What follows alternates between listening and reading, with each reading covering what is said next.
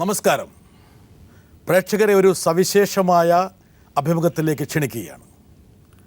കേരളം കൊണ്ടാടിയ ആഘോഷിച്ച ഒരു അപസർപ്പക നായകൻ, സ്വർണ്ണക്കടത്ത് കേസിലെ പ്രതി, ഒരുപക്ഷെ കഴിഞ്ഞ വർഷം മാധ്യമങ്ങൾ ഏറ്റവും കൂടുതൽ റിപ്പോർട്ട് ചെയ്ത ഒരു കഥാപാത്രത്തെയാണ് ഞങ്ങൾ നിങ്ങളുടെ മുമ്പിൽ കൊണ്ടുവരുന്നത്. ഫായസ്. ഒരുപക്ഷെ ആ ഒറ്റ പേര് തന്നെ കേരളത്തിലെ ഒരുപാട് കുറ്റകൃത്യങ്ങൾ അടങ്ങിയിരിക്കുന്നുവെന്ന് മാധ്യമങ്ങൾ പറയുന്നു, പ്രചരിപ്പിക്കുന്നു.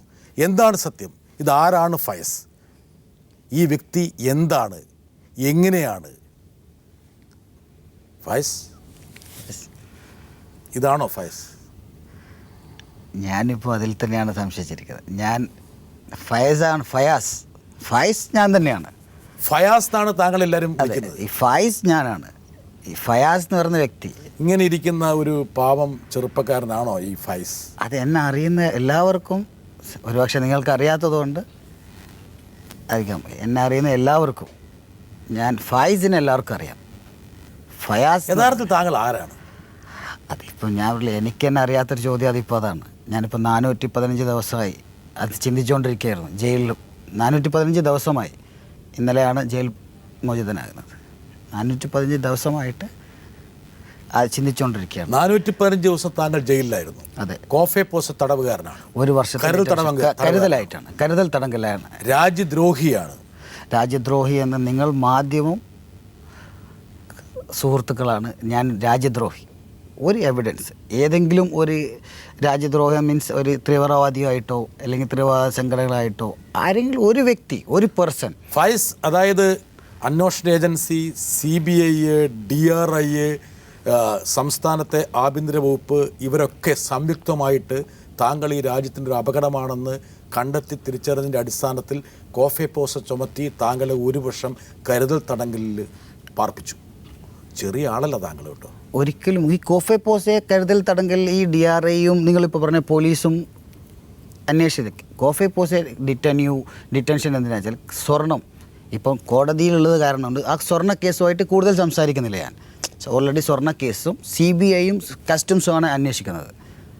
ആ കേസ് ഓൾറെഡി കോർട്ടിലുണ്ട്. കോടതിയിലുള്ള കാര്യത്തിനെ പറ്റി എനിക്കിപ്പോൾ പറയാൻ കാരണം എന്താണെന്ന് വെച്ചാൽ നിങ്ങളിപ്പോൾ ചോദിച്ചല്ലോ, നിങ്ങളിപ്പോൾ ചോദിച്ചല്ലോ, നിങ്ങൾ ഈ രാജ്യത്തിന് ഞാൻ ഒരു ദ്രോഹം ചെയ്തിട്ടില്ല. സ്റ്റിൽ ഞാൻ പറയുകയാണ്. പക്ഷേ കോടതിയിലുള്ളൊരു മാറ്ററിലേക്ക് ഞാൻ ഇടപെടാൻ ഇപ്പം ഒരു കാരണവശാലും കോടതിയിൽ നാളെ മറ്റന്നാൾ ഇപ്പം നിങ്ങൾക്ക് കേൾക്കാം, ചിലപ്പോൾ എൻ്റെ വിധി എന്താ, ശിക്ഷിക്കപ്പെടാം. ഇനിയിപ്പം വെറുതെ വിട്ടാലോ ചെറിയ കോളത്തിൽ വരും. ഫയാസ് ഇപ്പോൾ തന്നെ TP വധത്തിൻ്റെ സമയത്ത് ഒരു ഇത് വന്നു, CBI അന്വേഷണം, ഫയാസ് നിരപരാധിയാണ്. അത് വളരെ ലൈറ്റായിട്ടാണ് പത്രത്തിൽ കൊടുത്തത്. ഞാൻ ആ TP കേസിലേക്ക് വരാം. എന്താ കാരണം വെച്ചാൽ സ്വാഭാവികമായിട്ടും ഫയസ് ഈ ഒരു അഭിമുഖത്തിൽ താങ്കൾക്ക് പറയാനുള്ളത് മുഴുവൻ ഞങ്ങൾ കേൾക്കാൻ തയ്യാറാണ്. ബിക്കോസ് നിങ്ങൾ മാധ്യമ സുഹൃത്തുക്കളാണ് ഏറ്റവും കൂടുതൽ എന്നെ വേട്ടയാടിയത്. TP വധം ഞാൻ ജീവിതത്തിൽ കാണാത്ത ആ ഫോട്ടോ പത്രത്തിലൂടെയാണ് ആ മനുഷ്യനെ ഞാൻ കാണുന്നത്. ഒരു കാരണം എനിക്ക് ഞാനല്ലേ വടകരയിൽ ബേക്കറി നടത്തുമ്പോൾ ഈ TP എന്ന് പറയുന്ന വ്യക്തി എനിക്ക് ഒരു കാര്യത്തിൽ അറിയാത്തതാണ്. നിങ്ങൾ പക്ഷേ ഈ TP കേസിലെ പ്രതികളെ കാണാൻ വേണ്ടിയിട്ട് അറബി വേഷത്തിൽ ജയിലിൽ പോയി. അത് അറബി വേഷമല്ലത്. അത് ആ മാസവും സമയവും നോമ്പ് കാലമായിരുന്നു. ഒരു റംസാനിലാണ് സംഭവിക്കുന്നത്. നോമ്പ് 27-ാം തീയതി നിങ്ങളും കണ്ടു കാണുമായിരിക്കുമല്ലോ. അധിക ആൾക്കാരും റംസാനിൽ ആ കന്തൂറ അറബികൾ മാത്രമല്ല, ഇപ്പോൾ പള്ളിയിൽ അച്ഛന്മാർ യൂസ് ചെയ്യുന്നുണ്ട്. ഇപ്പം മുസ്ലിം പള്ളിയിലുള്ള ആൾക്കാർ അവരൊന്നും അങ്ങനെ ഉപയോഗിക്കാറില്ല. ഇവിടെ ഇരുന്നില്ല. കോഴിക്കോടുണ്ട്, കണ്ണൂരുണ്ട്, തലശ്ശേരി വന്നാൽ നിങ്ങൾ നോമ്പ് മാസം നോമ്പിനാണ്. അത് മാസം സർ അന്ന് ചെയ്യാം. നോമ്പ് മാസം താങ്കൾ പോകേണ്ട സ്ഥലം ജയിലാണോ? നോമ്പ് മാസത്തിൽ പോകാനുള്ള കാരണമുണ്ട്. എന്തുകൊണ്ട് നിങ്ങൾ ജയിലിൽ പോയി? ജയിൽ എൻ്റെ സുഹൃത്ത്, ഞാൻ പറയില്ലേ, എൻ്റെ കൂടെ പഠിച്ചതാണ്. ആര്? കൊടിസുനി. അയാളെ കാണാൻ പോയതാണോ? അദ്ദേഹത്തിന് കാണാൻ പോയി, പക്ഷെ കാണാൻ പറ്റിയില്ല. അന്ന് സൺഡേ ഉള്ളിൽ കയറി, അവിടെയുള്ള കറക്റ്റാണ്, ആ ഉള്ളിൽ കയറി ചോദിച്ചു. അപ്പോൾ പറഞ്ഞ് ഇന്നത്തെ ദിവസം അവധി ദിവസമായതുകൊണ്ട് സുനിയെ കാണാൻ പറ്റിയില്ല. സുനിയും താങ്കളും തമ്മിലുള്ള ബന്ധം എൻ്റെ നെയ്ബറാണ്. നിങ്ങൾക്ക് അന്വേഷിച്ചാൽ മനസ്സിലാവും. ഇനി ഇൻവെസ്റ്റിഗേഷൻ ഓഫീസർ ഇത് ചെറിയ ടീമൊന്നുമല്ലല്ലോ. കേരളം കണ്ട അറിയപ്പെടുന്ന അന്വേഷണ ഉദ്യോഗസ്ഥരിൽ അന്വേഷിച്ചത് എൻ്റെ കൂടെ പഠിച്ചതാണ്. പള്ളൂർ സ്കൂളാണ് ഞാൻ പഠിച്ചതാണ്. എൻ്റെ നെയ്ബറാണ്. ഒരു എപ്പോഴും കേസിൽ അവൻ ജയിലിൽ അല്ലെങ്കിൽ ഫുൾ ടൈം കാണുന്ന വ്യക്തിയാണ്. അങ്ങനെയുള്ള വ്യക്തികളൊക്കെ ആയിട്ടുള്ള സൗഹൃദം എന്തിനാ സൂക്ഷിക്കണം ഫൈസൽ? അതല്ല സൂക്ഷിക്കാൻ, നെയ്ബറാണല്ലോ. ഇപ്പോൾ അവൻ ചെയ്ത കുറ്റം ശരിയോ തെറ്റോ എന്ന് കോടതി തീരുമാനിക്കുകയാണ്. കേരളത്തിൽ വിവാദം സൃഷ്ടിച്ച ഒരു കൊലപാതകത്തിലെ പ്രതികൾ ജയിലിലുള്ള സമയത്ത് അവരെ കാണാൻ വേണ്ടി പോകാൻ താങ്കൾ കാണിച്ച ഒരു ചങ്കൂറ്റം അത് ബുദ്ധിമോശമാണോ വിവരക്കേടാണോ? ഒരിക്കലും ഞാൻ അതിലിപ്പം നിങ്ങൾ ആദ്യം വന്നത് മോഹന മാഷെ കണ്ടു. ആ മാഷ എനിക്കറിയാത്ത വ്യക്തിയാണ്. ഓക്കെ, മോഹന മാഷ് ഇപ്പം വെറുതെ വിട്ടിരിക്കുകയാണ്. കോടതി നിരവധി അന്ന് വിട്ടു. ഇപ്പം മാഷ കണ്ടാൽ ഇപ്പോൾ എനിക്ക് പറയാം മാഷ കാണാൻ തന്നെയാണ് പോയത്. ഞാൻ പോയത് ഞാൻ പറയില്ല, ആ സമയത്ത് എനിക്ക് കാണാൻ പറ്റിയില്ല. മാഷയും കാണാൻ പറ്റി, സുനിയെ കണ്ടില്ല. ഇപ്പം മാഷ കണ്ടു എന്ന് പറഞ്ഞിട്ടാണ് വിവാദങ്ങൾ അറബി വേഷത്തിൽ വന്നത്. വ്യക്തമായി. അപ്പോൾ താങ്കൾ പറയുന്നത് അറബി നോമ്പ് കാരണം താങ്കൾ ഇട്ടൊരു സവിശേഷ വസ്ത്രമാണത്. ഞാൻ എൻ്റെ ദുബായിലുള്ള ഞാൻ ഫോട്ടോസ് നിങ്ങൾക്ക് തരാം. ഞാൻ സുഹൃത്തായിട്ടുള്ള കൊടിസുനിയെ കാണാൻ പോയതാണ്. അയാൾ കുറ്റവാളിയാണെങ്കിലും അല്ലെങ്കിലും അയാളുമായിട്ടുള്ള സൗഹൃദത്തിലും പരിചയത്തിലും യാതൊരു മാറ്റവുമില്ല. താങ്കളുടെ സ്വഭാവം അങ്ങനെയാണ്. എനിക്ക് ചെറുത് ലോ പ്രൊഫൈൽ ഹൈ പ്രൊഫൈലിനില്ല. എനിക്ക് ലോ പ്രൊഫൈലുണ്ട് ഹൈ പ്രൊഫൈലുണ്ട് സൗഹൃദം. ഇപ്പം സുനി മാധ്യമങ്ങളിൽ താങ്കളെ ഒരു തീവ്രവാദിയായിട്ട് പോലും ചിത്രീകരിക്കപ്പെടുകയുണ്ടായി. ഒരുപാട് സ്ഥലത്ത് കണ്ടു. രാജ്യദ്രോഹിയും രാജ്യദ്രോഹം ആരോപിക്കുന്നു ഉണ്ടോ? അത് കംപ്ലീറ്റ് വീണ്ടും ചോദിക്കണം. ഈ ഫയസ് മാധ്യമങ്ങൾ എത്രയോ ദിവസം ആഴ്ചകൾ കൊണ്ടാടിയ, ഇപ്പോൾ താങ്കൾ ഈ ടി വി തന്നെ താങ്കളുടെ പടം ഉണ്ടാവും, താങ്കളുടെ വ്യത്യസ്ത വേഷങ്ങൾ, താങ്കൾ നിറഞ്ഞാടുകയായിരുന്നു. ഒരുപക്ഷെ ഒരു മുൻനിര സിനിമാ താരത്തിന് പോലും കിട്ടാത്ത പബ്ലിസിറ്റി. ഒരു പബ്ലിസിറ്റിക്കല്ല, എന്നെ നിങ്ങളെല്ലാം കൂടി ആക്കിയുള്ളതാണ്. സപ്പോസ് ഞാനല്ല, മാധ്യമ സുഹൃത്തുക്കൾ കൂടി ബൂസ്റ്റ് ചെയ്ത് എന്താ ചെയ്യേണ്ടത് എനിക്ക് തന്നെ അറിയില്ല. ഞാൻ തന്നെ ഇപ്പോൾ ആലോചിക്കാം ഞാൻ ആരാ. നിങ്ങൾ ചോദിച്ച ചോദ്യം എനിക്കിപ്പോൾ പറയില്ല. എനിക്ക് എന്നോട് തന്നെ ചോദിക്കുന്ന ചോദ്യം താങ്കളുടെ പ്രൊഫഷൻ എന്താണ്? ഞാൻ സ്വാഭാവികമായിട്ട് സ്വർണ്ണക്കടത്ത് എന്നുള്ള സാധനം ചാർത്തിയിട്ടുണ്ട്. അതല്ലാതെ എന്താണ് പ്രൊഫഷൻ? എനിക്ക് എൻ്റെ ദുബായിൽ റെസ്റ്റോറൻ്റ് ഉണ്ട്. Dubai restaurant main real estate ആണ് ചെയ്തത്. റിയൽ എസ്റ്റേറ്റ് ഞാൻ അവിടെ ആ സമയത്ത് വർക്ക് ചെയ്തുകൊണ്ടിരിക്കുമ്പോൾ അതിൽ ഏറ്റവും കൂടുതൽ വിലയാടായത് എനിക്കൊരു ആ റിയൽ എസ്റ്റേറ്റിൽ വഴി കാണിച്ചു തന്ന ലത്തീഫ് എന്ന് പറയുന്ന വ്യക്തി ആ പാവത്തിനെ മാക്സിമം തേജോവാദം ചെയ്തു. അയാളെ വൈഫിനെ കേസിൽ ഉൾപ്പെടുത്തി, അയാളെ വൈഫിനെ കേസിൽ ഉൾപ്പെടുത്താൻ കാരണം അയാളുടെ വൈഫിൻ്റെ പേരിലുള്ള ഒരു വില കൂടിയ കാറുമായിട്ട് താങ്കൾ കുറേ കാലം കേരളത്തിൽ വിലസി. അതെ, മാത്രമല്ല ആ കാർ സിനിമ പ്രൊഡക്ഷന് വേണ്ടി വിട്ടുകൊടുക്കുകയും ചെയ്തു. അത് അയാളെ സപ്പോസ് അയാളെ വേറെ എടുത്തുന്നുള്ളൂ. ഞാൻ ഓർക്കുന്നില്ല. ശൃംഗാരവേല. അത് ഇപ്പോൾ നിങ്ങൾക്ക് ആ സമയത്ത് എൻ്റെ കേസ് അതിന് മുമ്പ് ഒരുപാട് സിനിമകളിൽ വണ്ടി വന്ന് കാണാം. എത്ര സിനിമയ്ക്ക് കൊടുത്തിട്ടുണ്ട് താങ്കൾ ആ വണ്ടി? ഒരുപാട് സിനിമ ഇല്ല. സപ്പോസ് ശൃംഗാരവേല നമ്മുടെ ദിലീപിന്റെ പടമായിരുന്നില്ല? ദിലീപിന്റെ പടം. ദിലീപ് എന്നല്ല, ഒരുപാട് സുഹൃത്തുക്കളുണ്ട്. അതും ഇതുപോലെ ഈ സിനിമാ ഫീൽഡിൽ മാത്രമല്ല, മാധ്യമത്തിൽ ഒരുപാട് സുഹൃത്തുക്കളുണ്ട് എനിക്ക്. ടൈംസ് ഓഫ് ആൾക്കാരെ ഇപ്പോൾ ഓരോരുത്തരും ഞാൻ ചോദിക്കുന്നത് സ്വാഭാവികമായിട്ട് താങ്കൾ ഒരുപാട് പേരെ ബന്ധപ്പെടുന്ന ആളാണ്. ഞാൻ എന്തുകൊണ്ടാണ് ഞാനൊരു കാര്യം താങ്കളെ കുറിച്ച് മനസ്സിലാക്കി, താങ്കളുടെ അടുത്ത സുഹൃത്തുക്കളോട് മനസ്സിലാക്കിയെന്ന് വെച്ചാൽ ആൾക്കാരുമായിട്ട് സൗഹൃദം ഉണ്ടാക്കാൻ ഇത്ര വൈദഗ്ധ്യമുള്ള ഒരാൾ വേറെയില്ല. എന്താ കാരണം അറിയോ? അവരെ വിളിക്കുക, ലോഹ്യം പറയുക, അവർക്ക് സൗഹൃദം കാര്യങ്ങൾ കൊടുക്കുക. ഇല്ല, സൗഹൃദം ബിക്കോസ് നിങ്ങൾക്ക് ഒരുപാട് സുഹൃത്തുക്കളുണ്ടാവും. അത് നിങ്ങളെ ക്വാളിറ്റി ഉണ്ടായിരിക്കാം. നിങ്ങളിപ്പോൾ പറയില്ല, ഇപ്പോൾ ഒരുപാട് ഇപ്പം നിങ്ങൾ നടന്മാരുടെ കാര്യം നിങ്ങളിപ്പോൾ ചോദിച്ചാൽ സന്തോഷം. എല്ലാവരും ചോദിക്കൽ നടിമാറാ. ജനങ്ങൾക്ക് കേൾക്കേണ്ടതാണ് ഒരു നടി. ഫയാസ് നടി, ആ നടിയായിട്ട് പ്രശ്നം. ഏത് നടിയായിരുന്നു? മൈഥിലിയുടെ പേര് വലിച്ചിട്ടു. എന്റെ സുഹൃത്താണ്. അതിലെന്താണ് പ്രശ്നം? ഒരു പ്രശ്നമല്ല ഫൈസേ. ഇപ്പൊ നാളെ ഒരു ഉദാഹരണത്തിന് മാത്രമല്ലല്ലോ, വേറെ സൗത്ത് ഇന്ത്യയിലെ വേറെ താരങ്ങൾ, മിസ് സൗത്ത് ഇന്ത്യ ഷാവിയ, അവർക്കാണ് ലൈഫ് സ്പോയിൽ ആയത്. ബിക്കോസ് അവർ എന്ത് ചെയ്തു, 4-5 സൈൻ ചെയ്ത പടം ക്യാൻസലായി. ഞാൻ എന്ത് കാരണം? എൻ്റെ ഒരു സൗഹൃദം കൊണ്ട്. ഞാൻ എന്ത് തെറ്റ് ചെയ്തിട്ടാണ്? കോടതിന്റെ മുന്നിലായതുകൊണ്ട് കേസിനെ പറ്റി വിവരിക്കുന്നില്ല. ഫയസ്, താങ്കളുമായിട്ടുള്ള സൗഹൃദം കാരണം ഈ പറഞ്ഞ ഷവ്യ മൈഥിലി ഇവരെയൊക്കെ വിളിച്ച് അന്വേഷണ ഏജൻസികൾ ക്വസ്റ്റ്യൻ ചോദിച്ചു. എന്തുകൊണ്ട് ആണുമായിട്ട് നല്ല ദൃഢബന്ധം ഇവർക്ക് ഉണ്ടായിരുന്നുവെന്ന് അന്വേഷണത്തിൽ തെളിയുകയും ചെയ്തു. ആ ദൃഢബന്ധം ഒരുപാട് ആണായ സുഹൃത്തുക്കൾക്കുണ്ടല്ലോ. ആ ദൃഢബന്ധത്തെ കുറിച്ച് ഞാനൊന്നും സംസാരിക്കുന്നില്ല. താങ്കൾക്കറിയാവുന്ന ബന്ധങ്ങൾ തന്നെയാണ്. ആ ബന്ധങ്ങൾ താങ്കൾ വെച്ചു പുറത്തുന്നതിൽ നമുക്ക് യാതൊരു ആക്ഷേപമില്ല. താങ്കളുടെ വ്യക്തിപരമായ ഇഷ്ടമാണ്. നിങ്ങൾ മാധ്യമ ബിക്കോസ് മാധ്യമ സുഹൃത്തുക്കൾ എന്ത് ആലോചിക്കണം, ഒരു പെണ്ണെന്ന് പറയുമ്പോഴത്തേക്ക് എന്താണ് സ്ത്രീ. പൈസ നിങ്ങൾ ഭയങ്കര ഗ്ലാമർ ആയിട്ടൊരു താരമാണ്. ഞാൻ എന്താ കാരണം അറിയോ? സ്മാർട്ടാണ്. ബിക്കോസ് രണ്ട് ഇഷ്ടംപടി പൈസയുണ്ട്. മാത്രമല്ല അത് രണ്ടാമത് പറഞ്ഞത് വളരെ കാലം. എൻ്റെ അവസ്ഥ എന്നൊക്കെ അറിയുള്ളൂ. പള്ളിയിലെ കാര്യം പഠിച്ചവനൊക്കെ അറിയുള്ളൂ എന്ന് പറഞ്ഞത്. അതെ, അതുപോലെ എൻ്റെ കാര്യം എനിക്ക് അറിയുള്ളൂ. പൈസ ഇല്ലേ? ഞാൻ ഇനിയിപ്പോൾ പൈസ ഇല്ലെന്ന് വെച്ചാൽ എൻ്റെ അവസ്ഥ എനിക്ക് അറിയുള്ളൂ. ഇനിയിപ്പം കടക്കാരനവരില്ല. ഇപ്പം എൻ്റെ അവസ്ഥ എനിക്ക് അറിയുള്ളൂ. എന്താ നിങ്ങളുടെ അവസ്ഥ? എൻ്റെ അവസ്ഥ ഞാൻ പറയില്ല. ഇനി നിത്യേന ഇനി എന്ന് മുന്നോട്ട് എങ്ങനെ പോകുന്നുള്ളതാണ്.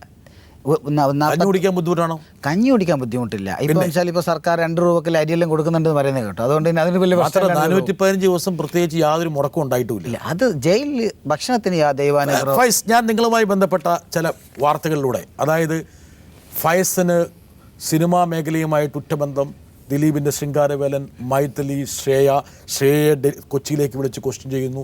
ശ്രേയയും ഫൈസും തമ്മിൽ നിരവധി തവണ കൂടിക്കാഴ്ച നടത്തി. മൈഥിലിയും ഫൈസും നിരവധി തവണ ദുബായ് സന്ദർശിച്ചു. ഒരുമിച്ച് നിങ്ങൾ നെടുമ്പാശ്ശേരിയിൽ ഇറങ്ങുന്ന കാര്യങ്ങൾ, അതിൻ്റെ വിഷ്വൽസ് ഉൾപ്പെടെയുള്ളത് അവരെടുത്തു. പിന്നെ 5 മാസത്തിനിടെ കരിപ്പൂരിൽ ഇറക്കിയത് 6 ടൺ സ്വർണം, കൊച്ചിയിൽ ടൺ കണക്കിന് സ്വർണം. ഫൈസ് ഈ പറഞ്ഞ എമിറേറ്റ്സിൻ്റെ പ്ലാറ്റിനം കാർഡ് വരെ അർഹതയുള്ള ഒരു വ്യക്തി ഗോൾഡ് കാർഡ് വെക്കുന്നു. പ്രവാസി യോഗത്തിൽ ഉമ്മൻചാണ്ടി ഫൈസിൻ്റെ വാഹനത്തിൽ. പിന്നെ ഒരു പ്രധാനപ്പെട്ട ചിത്രം മാധ്യമങ്ങളിൽ പുറത്തു വന്നു. താങ്കളും സംസ്ഥാനത്തെ ആഭ്യന്തര മന്ത്രി രമേശ് ചെന്നിത്തലയും കൂടി ഒരുമിച്ചിരിക്കുന്ന പടം. അങ്ങനെ എന്താ പറയുക, ഒരു പക്ഷേ ആർക്കും അസൂയ ഉണ്ടാകുന്ന രീതിയിലുള്ള അസൂയ അനുഭവിക്കുന്ന ആൾക്കാണ്. നിങ്ങൾക്ക് മീഡിയക്കാർക്ക് അതൊരു അസൂയാണ്. സാധാരണക്കാരന് ചിലപ്പോൾ സംഭവിക്കാം, ഓ ഇയാൾ ഭയങ്കരമാണ്, ഒരു എന്താണ് മാധ്യമങ്ങളും കൂടി ഒരു ഡൗൺ പൊസിഷനാണ് തന്നിട്ടുള്ളത്. ഡൗൺ ആണ് ഇപ്പോൾ താങ്കൾ. ഡൗൺ അല്ല, ഞാനിപ്പം ഡൗൺ ആയിട്ടുള്ളത്. എൻ്റെ ലൈഫിൽ ഏറ്റവും ഡൗണിലാണ് ഞാനിപ്പോൾ ഇരിക്കുന്നത്. എൻ്റെ ഫാമിലിയിലുള്ള ഇഷ്യൂസ്. നിങ്ങൾ മാധ്യമ സുഹൃത്തുക്കൾ തന്നെയാണ് ഇതെല്ലാം ചെയ്തത്. എൻ്റെ ഗേൾ ഫ്രണ്ടാണ് ശ്രാവ്യ സുധാകർ. എൻ്റെ വീട് എൻ്റെ വൈഫിനെ കൺവിൻസ് ചെയ്യാം. അവരുടെ റിലേറ്റീവ്സ്, അവരുടെ സിസ്റ്റർ ഉണ്ട്, അവരെ കല്യാണം കഴിച്ചാൽ വിട്ടുന്നതുണ്ട്. എൻ്റെ ബ്രദേഴ്സിൽ എത്ര ആളെന്നെ കാണാൻ വന്നിട്ടില്ല. എന്തുകൊണ്ടാണ്? അവർക്ക് ഡൗട്ട് ഞാൻ ആരാന്ന് അവർക്കേ സംശയമാണ്. എൻ്റെ വീട്ടിലുള്ളവർക്ക് പോലും. എന്താണ്, നിങ്ങളെ മാധ്യമം അത്ര കഴിവുണ്ട്, നിങ്ങളാ മാധ്യമത്തിന് അത്രയും കഴിവുണ്ട്. എനിക്കൊരു ചോദ്യം, ഞാൻ ഈ ഇൻ്റർവ്യൂവിൻ്റെ ആമുഖത്തിലൊരു കാര്യം പറഞ്ഞു. ഫൈസ് എന്ന് പറഞ്ഞ വിവാദ നായകന് പറയാനുള്ളത് മുഴുവൻ പറയാനുള്ള ഒരു വേദി ഞാൻ ഒരുക്കി തരും. ഒരു കാരണവശാലും താങ്കൾ പറയുന്ന കാര്യങ്ങൾ ഞാൻ ഒഴിവാക്കുന്നതല്ല. അതേസമയം തന്നെ താങ്കളുമായി പരാമർശിച്ചിരിക്കുന്ന പ്രധാനപ്പെട്ട സംഭവങ്ങളിലൂടെ നമ്മൾ കടന്നു പോകും.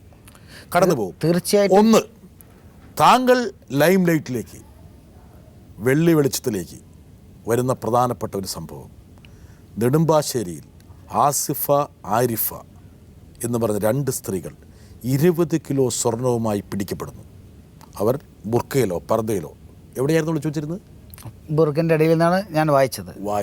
ഓക്കെ, താങ്കൾ അവരെ ഉപദേശിച്ചിരുന്നില്ല എവിടെ വിളിച്ചു വെക്കേണ്ടതെന്നുള്ളത്? കോടതിന് മുന്നിലൊരു വിഷയം അല്ല, ഞാൻ തുറന്നടിക്കാമായിരുന്നു. ഇനി കോടതി നാളെ വിധി വന്നാൽ എനിക്ക് എന്ത് ചെയ്യാം? ഇതുപോലെ ഇതാണെങ്കിൽ ഇത്രയും ഇതായതുകൊണ്ടാണ് നിങ്ങൾ വിളിച്ചത്. എന്തുകൊണ്ടാണ്? കാരണം എന്നെ മാധ്യമ തേജോപാതം ചെയ്ത വളരെ കുറച്ചത് ഞാൻ എല്ലാ ദിവസവും മനസ്സിലായി. ഇപ്പം ഞാൻ താങ്കളെ നിർബന്ധിച്ചു ഈ ഇൻ്റർവ്യൂവിൽ വരണമെന്നുള്ളത്. എനിക്ക് എന്തായാലും സന്തോഷമുണ്ട്. ഫൈസ് ആദ്യമൊക്കെ വൈമുഖ്യം പ്രകടിപ്പിച്ചെങ്കിലും ഈ ഇൻ്റർവ്യൂവിൽ വരാൻ താല്പര്യപ്പെട്ടതിൽ. എനിക്കറിയില്ല എന്തുകൊണ്ടാണ് താങ്കൾ ആ തീരുമാനം എടുത്തതെന്നുള്ളത്.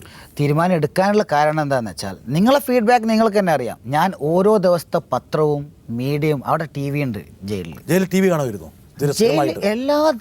പിന്നെ ജയിലിൽ ടി വി ഉണ്ട്, എല്ലാ സൗകര്യവും. എനിക്ക് മാത്രമല്ല, എല്ലാവർക്കും, എല്ലാ തടവുകാർക്കും. ജയിലിലേക്ക് വരും. എന്താ കാരണം ജയിലുമായി ബന്ധപ്പെട്ട് ഒരു വിവാദമുണ്ട്. ഫൈസെ, താങ്കൾക്ക് പറയാനുള്ളത് എല്ലാ കാര്യങ്ങളിലും കേൾക്കാൻ ഞാൻ തയ്യാറാണ്. ഒന്ന്, 20 കിലോ സ്വർണവുമായിട്ടും ആസിഫ, ആരിഫ, അതിലൊരു സ്ത്രീ 5 മാസം ഗർഭിണിയാണ്. അവർ വിവാഹം കഴിച്ച ശേഷം നിരവധി തവണ ദുബായിൽ പോയി മടങ്ങിയിട്ടുണ്ട്. അവരുടെ ഭർത്താവ് ഹാരിസ് അല്ലേ, എന്താ പേര്? അബ്ദുള്ള. ഈ 2 സ്ത്രീകളെ 20 കിലോ സ്വർണവുമായിട്ട് നെടുമ്പാശ്ശേരിയിൽ പിടിക്കുന്നു. ഒരു ഒറ്റ ഉള്ളത് കൊണ്ടാണ് പിടിച്ചത്. കസ്റ്റംസാരല്ല പിടിച്ചത്, വന്നു ആ ഒറ്റിലാണ് പിടിച്ചത്. അവർ പറയുന്നു, ഈ സ്വർണം ഞങ്ങൾക്ക് തന്നത്, ഞങ്ങളെ കൊണ്ട് ഈ സ്വർണം ഇങ്ങോട്ട് ക്യാരി ചെയ്യിപ്പിച്ചത് താങ്കളാണ്. ഞാനാ കൊണ്ട് കൊടുത്തത്. അവരുടെ മൊഴി ഫസ്റ്റ് മൊഴിയിലില്ല, രണ്ടാമത്തെ മൊഴിയിലില്ല. അവർ മൂന്നാമതാണ് അവർ ഫയാസ് എന്ന് പറയുന്ന വ്യക്തി ഈ വാട്സപ്പ് കാണിച്ചു കൊടുത്തു. വാട്സപ്പിലൊന്നുമില്ല, പടം കാണിച്ചു. ഞാൻ കാണുന്നത് അവരുടെ ജയിലിൽ നിന്നാണ്, ഹാരിസിനെ കാണുന്നത് ജയിലിൻ്റെ ഉള്ളിൽ നിന്നാണ്. അല്ല, ഞാൻ ഒന്നും കൂടെ പറയാം. അതായത് അന്ന് ഞാൻ ഈ അന്വേഷണവുമായി ബന്ധപ്പെട്ട ചില ഉദ്യോഗസ്ഥന്മാരോട് സംസാരിച്ചപ്പോൾ ഒരുപക്ഷെ ഫയസിന് കിട്ടാത്ത വിവരമായിരിക്കും, ഞാൻ അങ്ങോട്ട് തരാം. അതായത് ഈ പറഞ്ഞ 2 സ്ത്രീകൾ, ഈ പറഞ്ഞ ബുർക്കയിൽ അടിയിൽ സ്വർണ്ണം ഒളിപ്പിച്ച് വന്ന ആൾക്കാർ താങ്കളുടെ ഇടപെടൽ കൊണ്ടായിരിക്കാം വളരെ സ്മൂത്തായിട്ട് പുറത്തു വരുന്നു. പക്ഷേ ഇവരോടൊപ്പം ഉണ്ടായിരുന്ന ഹാരിസ് എന്നുള്ള ഇൻവെർട്ടർ കോമ മണ്ട ശിരോമണി. താങ്കൾ അവനെ മണ്ടെന്ന് വിളിക്കും. എന്താ കാരണം വെച്ചാൽ അവൻ ഈ അറൈവൽ ഹോളിൽ നിന്നുകൊണ്ട് ഒരുപാട് പേരെ താങ്കളെ വിളിക്കുകയായിരിക്കും, വേറെ ആൾക്കാരെ വിളിക്കുകയായിരിക്കും. എന്നെ വിളിച്ചാൽ എൻ്റെ നമ്പർ അതിൽ ഓക്കെ ഫൈൻ, ആരെങ്കിലും വിളിക്കും, താങ്കളെയോ താങ്കളുടെ അരിഞ്ചനെയോ വേറെ ആരെങ്കിലും വിളിക്കുന്നു. ആരാണ് നമുക്ക് ഡിബേറ്റിംഗ് ആണ്, കേസ് കോടതിയിലാണ്. അതാണ് എനിക്കിത് പറയുന്നത്, കോടതിയിലൊരു മാറ്റർ. ഓക്കെ ഫൈൻ, എനിക്ക് ബിക്കോസ് അതിലെല്ലാം എനിക്ക് എൻ്റെ പറയാൻ ഒരുപാട് കാര്യങ്ങളുണ്ട്. അതിൻ്റെ ഇടയ്ക്ക് ഓക്കെ ഞാൻ പറഞ്ഞു വരുന്നത്, ഞാൻ ഒരു കാരണവശാലും നിങ്ങൾക്ക് ഞാൻ താങ്കളെ ബുദ്ധിമുട്ടിക്കില്ല. ഒരു കാരണവശാലും താങ്കൾക്ക് ആ കേസിന്റെ വിശദാംശങ്ങളിലേക്ക് മെറിറ്റിലേക്ക് പോകാൻ വേണ്ടി പ്രത്യേകിച്ചിട്ട് അന്വേഷിക്കുന്നത് ഇന്ന് CBI ആണ്. എല്ലാവരും ഇന്ന് വിശ്വസിച്ചുകൊണ്ടിരിക്കുന്നത് എന്ത് കേസും ഇപ്പോൾ പത്രം വായിച്ചാൽ CBI അന്വേഷിക്കുന്നത്. അതുപോലെ CBIയും സെൻട്രൽ ഗവൺമെൻറ്റിൻ്റെ തന്നെയാണ്, സെൻട്രൽ എക്സൈസുമാണ് അന്വേഷിക്കുന്നത്. നല്ല ഉദ്യോഗസ്ഥർ അന്വേഷിക്കുന്ന കേസാണ്, അതിൽ തന്നെ വിശ്വാസം. ഈ ഹാരിസ് എന്ന് പറഞ്ഞവൻ ടെലിഫോൺ ചെയ്തുകൊണ്ടിരിക്കുന്നു. അപ്പോൾ തന്നെ ഈ ഹാരിസ് ആണ് ഈ സ്വർണം കടത്തിയെന്നുള്ള ഒരു ടിപ്പ് കിട്ടുന്നു. ഹാരിസിനെ പരിശോധിച്ചപ്പോൾ ഹാരിസിൻ്റെ കയ്യിൽ നിന്ന് 20 കിലോ സ്വർണം മേടിച്ച ബില്ല് കിട്ടുന്നു. അങ്ങനെയാണ് ഈ സ്ത്രീകളിലേക്ക് പോകുന്നു, സ്ത്രീകളെ പിടിക്കുന്നു, ചോദ്യം ചെയ്യുന്നു. 20 കിലോ സ്വർണത്തിൻ്റെ ഇൻവെർട്ടർ കോമ ഉപജ്ഞാതാവ് അല്ലെങ്കിൽ സോഴ്സ് ഈ മാന്യദേഹമാണെന്ന് പറയുന്നു. അങ്ങനെ താങ്കളെ പിടിക്കുന്നു. ആ 20 കിലോ ഉണ്ടെങ്കിൽ അതിന് ഏകദേശം ഒരു 7 കോടിയോളം വരും. ലാവിഷായിട്ട് ജീവിക്കാൻ 7 കോടിയോളം. എന്നെ പുറത്തെ ഈ കൃത്യമായിട്ട് ഫൈസിന് സ്വർണത്തിൻ്റെ വില അറിയാം. ഞാൻ എൻ്റെ വില പത്രക്കാർ ഇപ്പോൾ നിങ്ങൾ ആ സമയത്തിലെടുത്താൽ പറയല്ലോ 6 കോടിയുടെ സ്വർണം പിടിച്ചു. അതാണ് ആ 6 കോടി പറഞ്ഞത്. ഓക്കെ, ഞാൻ അറിഞ്ഞത് ഇങ്ങനെയാണ് ഫൈസ, ഇത് ഞാൻ എല്ലാം അറിയുന്നത് നിങ്ങൾ പത്രക്കാർ മാത്രമാണ്. താങ്കളുടെ വികാരം ഞാൻ ഉൾക്കൊണ്ടുകൊണ്ട് ഞാൻ ഒരുപക്ഷെ ഈ അഭിമുഖത്തിൽ ചോദിച്ചില്ലെങ്കിൽ താങ്കൾക്ക് നാളെ പറയും എന്തുകൊണ്ടാണ് ബ്രിട്ടാസ് ചോദിക്കേണ്ടായിരുന്നു എന്ന് ചോദിക്കും. ഇല്ല, ഇവിടെ ഞാനൊരു ചോദ്യം ചോദിക്കലും ചോദ്യം കേൾക്കല്ലേ, എന്റെ നിരപരാധി നിങ്ങൾ നിർബന്ധിച്ചു എന്റെ ബിക്കോസ് നിങ്ങൾ മാധ്യമം. ഞാൻ പൂർത്തിയാക്കി. അതായത് 1 കിലോ സ്വർണം കിടത്തുമ്പോൾ അതിൽ 3-4 ലക്ഷം രൂപ ലാഭം കിട്ടുന്നു. അതിൻ്റെ 50% സ്മൂത്ത് പാസേജ് ഒരുക്കുന്ന ഫൈസിന് കിട്ടുന്നു.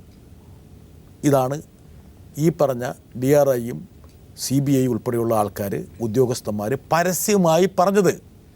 ആരോട് പറഞ്ഞു? മാധ്യമങ്ങളോട്. ഒരു ഉദ്യോഗസ്ഥനും പരസ്യമായിട്ട് അവരുടേതായ ഇൻവെസ്റ്റിഗേഷൻ നടന്നു വരുന്നുള്ളൂ. ഓക്കെ റൈറ്റ്, അവർ പറഞ്ഞിട്ടില്ല. എന്നോട് ചില ആൾക്കാർ പറഞ്ഞു എന്ന് വിചാരിച്ചോളൂ, ചില ഉദ്യോഗസ്ഥന്മാർ. അല്ല അങ്ങനെ ഓക്കെ ഫൈൻ. ഓക്കെ, അടുത്ത് കഴിഞ്ഞ് താങ്കളുടെ പേര് പറയുന്നതും താങ്കൾ നാട്ടിൽ കോഴിക്കോട് കരിപ്പൂരിൽ അതിനടക്കം ലാൻഡ് ചെയ്യുന്നു.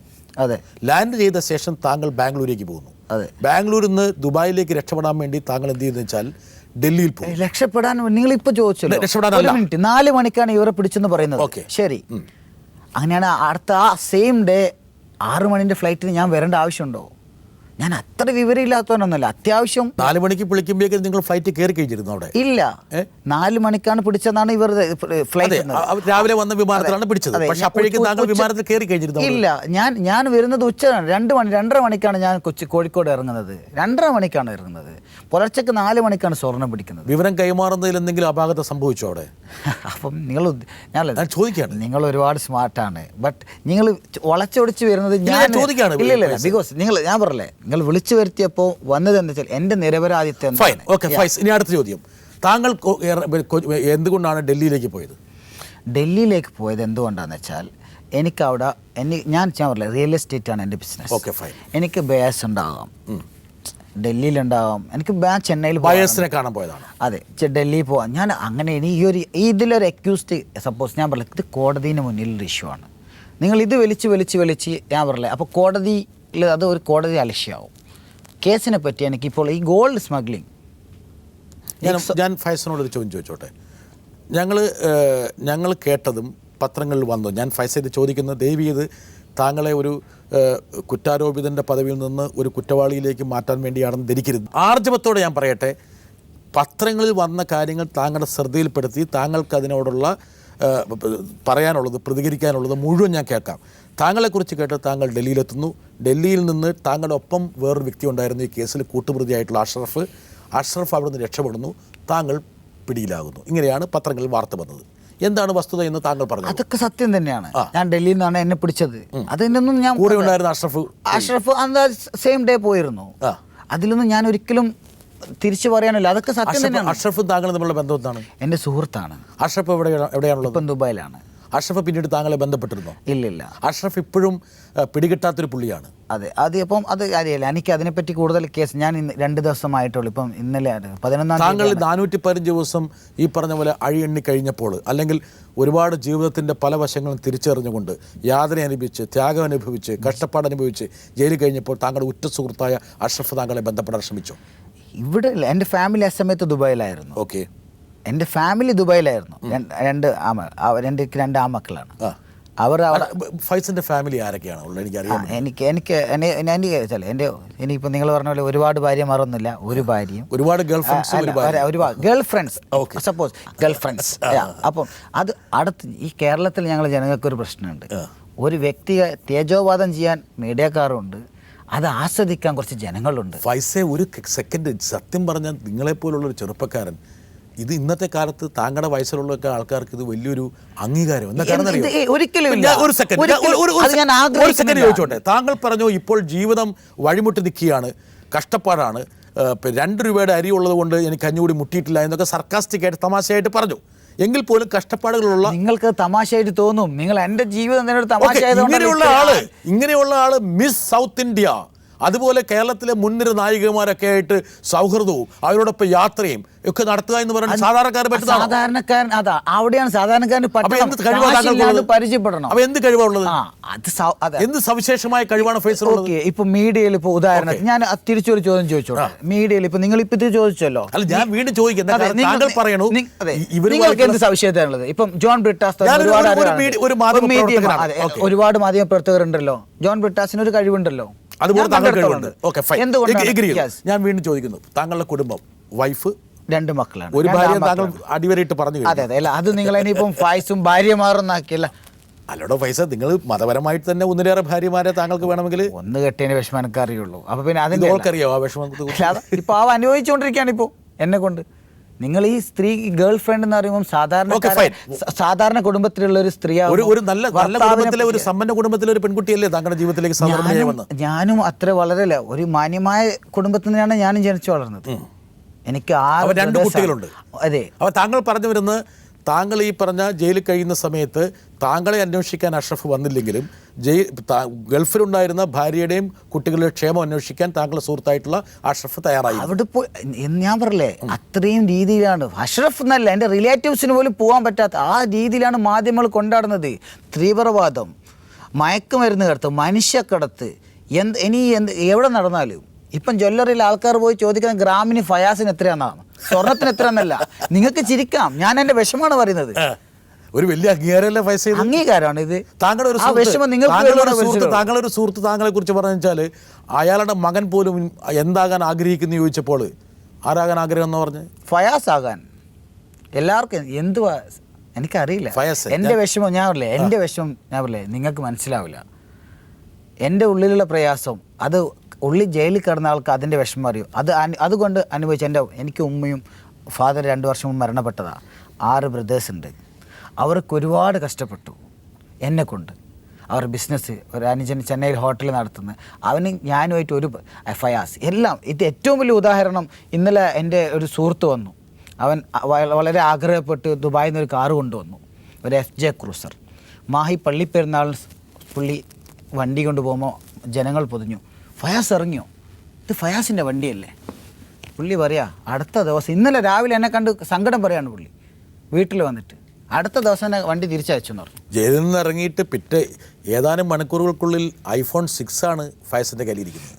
അതെ, കഞ്ഞി കുടിക്കാൻ ബുദ്ധിമുട്ടുള്ള ഒരാളുടെ കയ്യിലേക്കാണ് iPhone 6. അല്ല, കഞ്ഞി കുടിക്കാൻ ബുദ്ധിമുട്ട്, ഫോൺ ചെയ്യാൻ ഇപ്പോൾ നിങ്ങൾക്ക് ഇനി കോൾ ലിസ്റ്റിലൂടെയാണല്ലോ, നിങ്ങൾ ഫേസ്ബുക്കിലാണല്ലോ ഇതൊക്കെ ഇത്രയും ഫോട്ടോസുകളും ഇതൊക്കെ വരുന്നത്. അതുകൊണ്ടാണ് ഇനി ഞാൻ അറിയണമല്ലോ.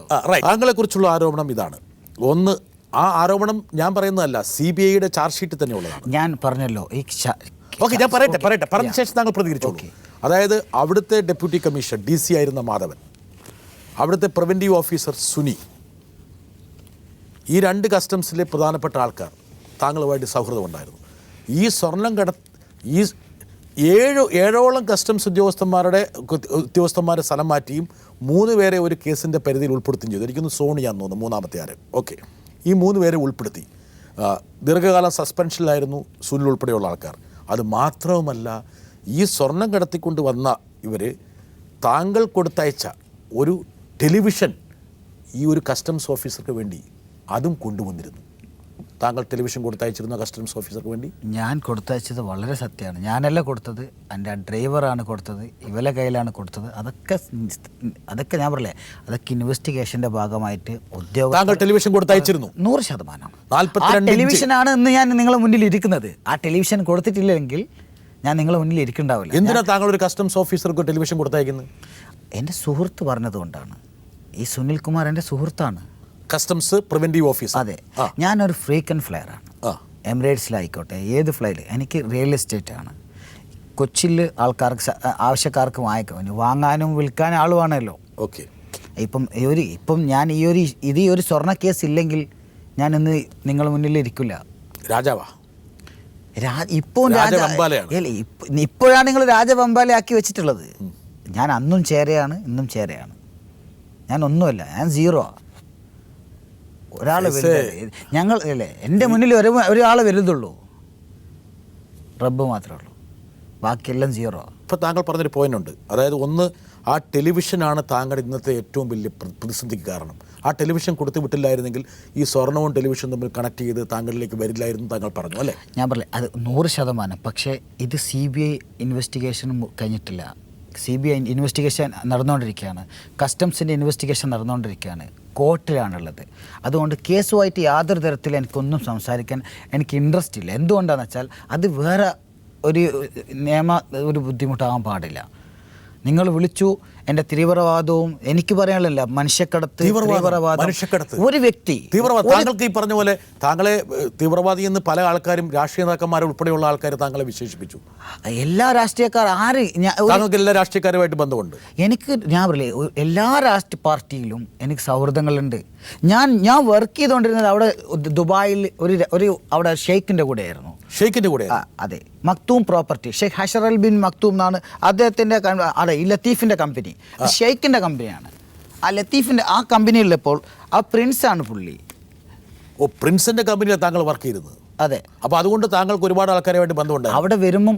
സപ്പോസ് സ്വാഭാവികമായിട്ട് നിങ്ങൾ പറയില്ല, ഇപ്പം നിങ്ങൾ ഒരാളെ സ്വഭാവം അനുസരിച്ചിട്ട് നിങ്ങളിപ്പോൾ ഈ സ്വർണ്ണക്കടത്തൊന്നും ഇല്ലെങ്കിൽ സൗഹൃദം ചിലപ്പോൾ ഇതിപ്പോൾ അതിന് ഡബിൾ ആയിട്ടുണ്ടാവും. താങ്കളെ ദേശദ്രോഹി എന്ന് വിളിച്ചപ്പോൾ ചില BJP-ക്കാർ പോലും മുന്നോട്ട് വന്നിരുന്നു, താങ്കൾ ദേശദ്രോഹി തന്നെയാണ്. ഒരു BJP നേതാവും എന്നെ പറ്റി ഞാൻ രാജ്യദ്രോഹിന്നോ ദേശദ്രോഹിന്നോ പറഞ്ഞിട്ടില്ല. എന്താ അവർ പറയാൻ? നിങ്ങൾ പറ, എന്താ പറയാത്തതിന്റെ കാരണം? അവർക്കറിയാം ഞാൻ ആരാണ്. BJP RSS നേതാക്കളുമായിട്ട് ബന്ധമുണ്ടോ?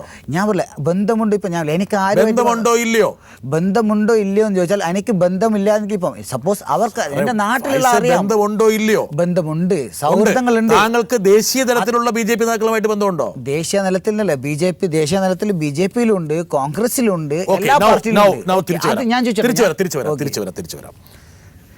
ഡൽഹിയിലെ ഉന്നത ബന്ധങ്ങൾ ഇതുമായിട്ട് ബന്ധപ്പെട്ട വേറൊരു കഥയാണ്. അതായത് ഫൈസിന് ചില സമയത്ത് വളരെ സമർത്ഥനായ ഫൈസ് ഒരു ചെറിയ ഒരു എന്താ പറയണ്ടേ, ഒരു തലനാരിഴയ്ക്കാണ് കുടുങ്ങിപ്പോയത്.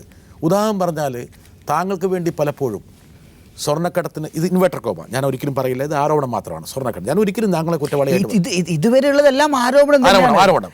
സ്വർണ്ണക്കടത്തിന് സഹായിച്ചിരുന്ന ഡൽഹിയിലെ ഉന്നത ഹസ്തങ്ങൾ ആ പുലർവേളയിൽ ഉറങ്ങിപ്പോയത് കൊണ്ടാണ് അവർ പിടിക്കപ്പെട്ടത്. അവർ ഒന്നും ഉണർന്നിരുന്നു എങ്കിൽ ഈ പ്രശ്നമൊന്നും ഉണ്ടാകില്ലായിരുന്നു. രണ്ട്, താങ്കൾ ഡൽഹിയിലേക്ക് പോയത് താങ്കൾക്കുണ്ട് എന്ന് പറയപ്പെടുന്ന ഡൽഹിയിലെ ഉന്നത ബന്ധങ്ങളെ കാണാനും അവരുടെ സഹായം തേടാനുമായിരുന്നു എന്ന് പറയുന്നു. ഒരു ഉന്നതവുമില്ല, ഒരു ബന്ധവുമില്ല, ആരും ഉറങ്ങിപ്പോയിട്ടുമില്ല. ഏതോ പത്രം ആണ് അത് എടുത്തത്. ഫയാസ് ആ ഉറക്കിൽ എന്താണ്, എന്നെ ഈ പിടിച്ച സമയത്താണ് പറയുന്നത്, ഡൽഹിയിൽ നിന്ന് അറസ്റ്റ് ചെയ്ത് വരുമ്പോഴാണ് ഞാൻ പറഞ്ഞതെന്നാണ് പത്രത്തിൽ വന്നത്. ആ വ്യക്തി ഉറങ്ങിയിരുന്നില്ലെങ്കിൽ ഞാനിന്ന് പുറത്തു പോകുമായിരുന്നു. ഏത് വ്യക്തിയായിരുന്നു ഉറങ്ങിയിരുന്നത്? എനിക്കറിയില്ല, എത്ര ആൾ ഉറങ്ങുന്നുണ്ട് ഡൽഹിയിൽ, എനിക്കിപ്പോൾ പറയാൻ പറ്റുമോ? ധനമന്ത്രിയായിരുന്ന ശ്രീ P ചിദംബരത്തിൻ്റെ മകൻ കാർത്തിയുമായിട്ട് താങ്കൾക്ക് നല്ല ബന്ധമുണ്ട് എന്നുള്ള അതും നിങ്ങൾ ആരോപണം വന്നിരുന്നു. ആരോപണം ഇപ്പം എനിക്ക് ഞാൻ പറയില്ല, ഇപ്പം സപ്പോസ് മീഡിയക്കാർ മാത്രം അങ്ങനെ, എനിക്ക് ടൈംസ് ഓഫ് ഇന്ത്യൻ്റെ നോർത്തിൻ്റെ ചീഫിനെ അറിയാം. തൊട്ട് മുമ്പ് താങ്കൾ പറഞ്ഞു താങ്കൾക്ക് ഉന്നത ബന്ധങ്ങൾ ഉണ്ട് എന്ന് താങ്കൾ സമ്മതിച്ചു. അങ്ങനെയാണെങ്കിൽ ഞാൻ ഈ പറഞ്ഞ ബന്ധമില്ല മീൻസ് നിങ്ങൾ ഉദ്ദേശിക്കുന്ന പോലെ അങ്ങനെ ക്ലോസ് ആയിട്ടുള്ളല്ല, അറിയാം, സൗഹൃദം മാത്രം. ഇപ്പൊ ഗാഢബന്ധമില്ല. നിങ്ങൾ ഉദ്ദേശിക്കുന്ന പോലെ ബന്ധം എന്താ ഉദ്ദേശിക്കുന്നത്? ഇപ്പൊ നിങ്ങൾ സഹായം, എന്ത് സഹായം?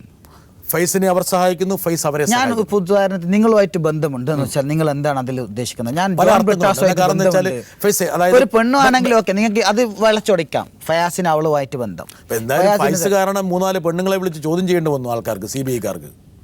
ആ പാവങ്ങളെ ജീവിതം പോയോ? ജീവിതം പോയി ഞാൻ ചോദിച്ചോട്ടെ, ഇത് ആണായ എൻ്റെ അവസ്ഥ എങ്ങനെയാ? അപ്പം അവർക്ക് എന്തില്ലേ? നിങ്ങൾക്കൊക്കെ എല്ലാം സിമ്പിളാണ്.